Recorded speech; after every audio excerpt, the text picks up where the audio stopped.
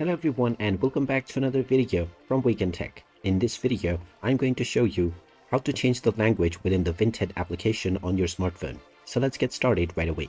First of all, open up the Vinted application on your device. And if you haven't logged into your account already, you may proceed forward with your Google or your Facebook account, as well as your email address and your password.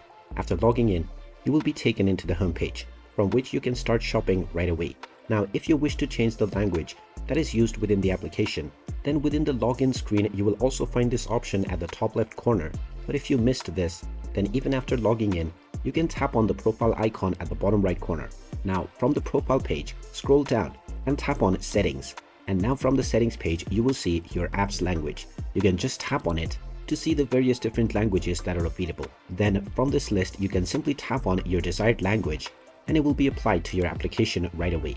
And once the application language has been applied, this language will be used for all of your application features. And you can change this at any point of time by simply following the same steps.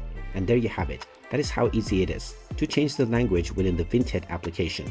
If you find this video helpful, make sure you hit that like button and subscribe to our channel if you haven't done so already.